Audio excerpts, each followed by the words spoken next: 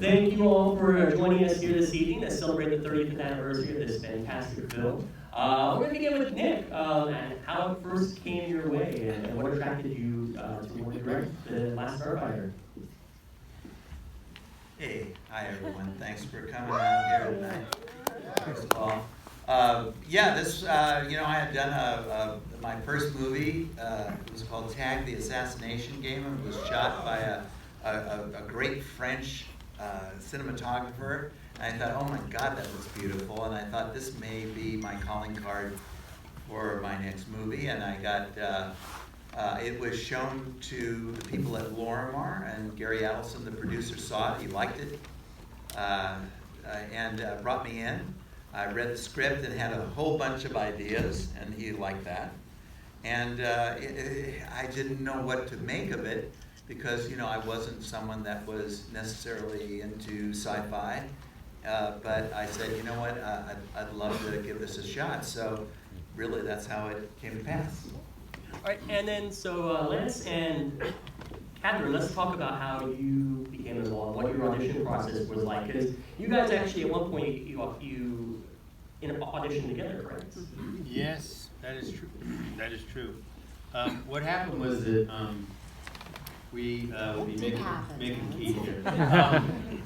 What happened is that they did a preliminary audition in like February or something, March or something. And then they had a final audition, and it was there were 3 guys and 3 girls, and they sort of just kind of matched us up, right? I don't know. I have no memory of that. Well, they brought in 3 guys, and I knew all the other actors, and I knew all the other actresses as well, and they just kind of matched us up. You were the only one I didn't know. I was the only one I didn't know. All I remember is meeting you, yes. you, and being paired up with you, I guess. I really have totally blanked on who else was there. I remember the initial audition, and there was lots of like the real cool actors of the day there. And then for the callback, I remember we were put together, and you and I sort of went out into the hall and kind of like talked a little bit about the script or whatever. And then we went in and dropped our bottles and auditioned together, and it just felt very, very comfortable. I felt personally, I just felt comfortable. I wasn't nervous. I just felt comfortable with you, and I guess that was good. Yeah, it was just in a room, and I'm sure there are actors out there that what it's like. You just go in and it's a room, there's a couple of people there, and yeah. you try to be funny or be, make the script sound. Not that you have to make the script sound real. The script was real, but you just have to, be comfortable with it and sell it. I seem to remember we had to do, it was doing the scene at the lake where we're talking, the whole lake scene, except that I feel like we were sort of ad-libbing about sort of looking at the stars in the sky. We were literally lying on the floor in front of the director and the producers and something in this little office. That's sort of what I remember. Do you have any recollection of that whatsoever? But we were just kind of lying there, ad-libbing, and it was just comfortable. That was my memory of it. That, I agree with her. I don't remember the lying on the floor thing, but I think my audition scene was the beta, where he first finds out that there's a beta unit there, and he has to. That was the big audition scene, right? I wasn't in that one. No, I'm saying that was the one we did. I can't remember what our audition. I think it was at the lake. Who knows? We're lying down. I do. I like it was a stupid office. It was like, oh, whatever. Was that the first audition, or was that? No. That was like the second. Okay. I think. All right. We were brilliant. Yeah. Is the point. Now, the last Starfighter, of course, has the distinction when being one of the earliest films to really make heavy use of CGI for a film. What were some of the challenges as a director incorporating that into a film such as this? Well, it was more complicated than one might think in terms of how one would approach a movie these days, because at that time no one had done it. No one had tried to do a photoreal kind of visual effects through digital productions, that kind of technology for an entire movie. Yes, they tried to do maybe a show that it could be rendered, but that it could be done scene by scene by scene was never done. So in effect, the movie was mounted and shot, the stuff that we did together before we knew if this digital these digital effects could actually work. So that was a very it was limiting to the extent that we knew we wanted to create sets that would be easily rendered in when they needed to match with the visual effects. A lot of circumstances like that. So it was quite a thing. I was talking to some of the folks out front about this exact thing. There's, if you can imagine, who's going to decide to do the first one of these? No one. It turned out that the company, Digital Productions, gave a budget that worked for Lorimar. They did it at $1 million, I think.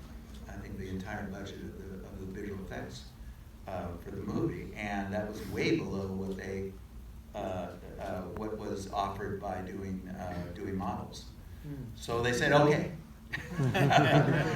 But it took almost a year after the production of the movie to render, to make sure that we could do all these pieces. And you'll see, when you see it, you'll see the good and the bad and the baby steps of doing this kind of work.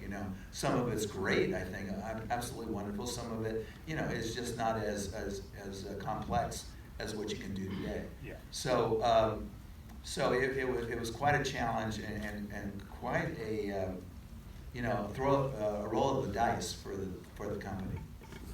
Now, Lance, what were some of the challenges acting in an environment, in a digital an environment like this?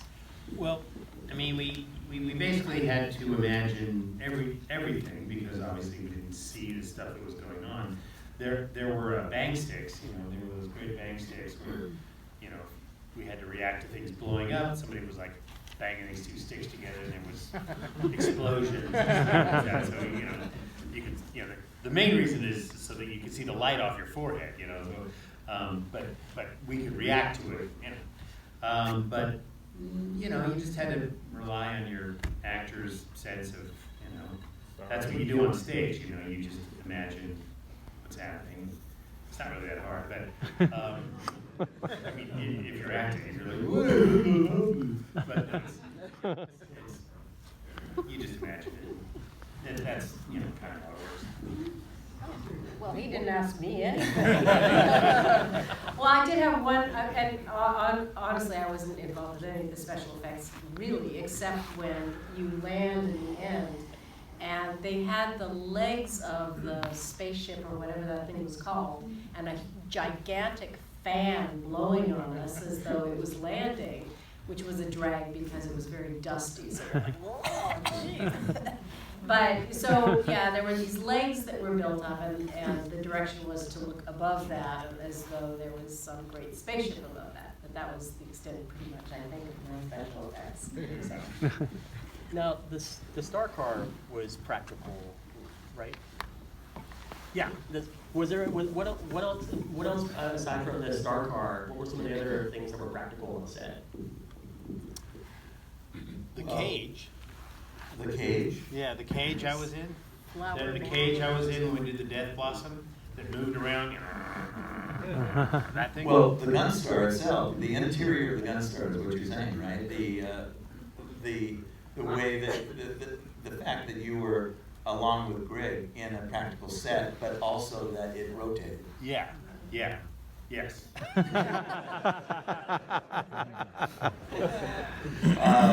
other thing, let's see, what else was? Well, of course, the game. The game was Yes. produced for the movie. Not only the physical body of the game, but also the digital. And those things were done specifically to the script. So in other words, there was never a real game produced for the movie, but just those particular scenes that we needed to create. Of course, everything that was done, even on that tiny level, was complicated and took time to do. But what about the car? You didn't go into the car. Yeah. Oh yeah, the car was made from I think a DeLorean. But it was like a VW chassis. And a VW chassis, and I don't know if anyone has been following the fact that this was going to happen, but one of the Twitter feeds from France, I believe, was that someone has the car, Right. and they're doing some work on it.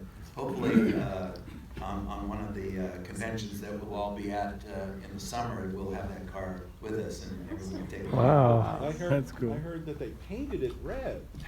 Yeah, I mean, like, why? I don't know. Death to the infidel!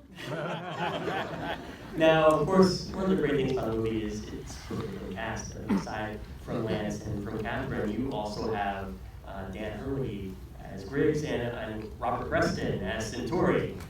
What was that like? What was that like working with Robert Preston? Well, I'll let Lance talk about this because I know he had they worked together quite closely, but just having such talented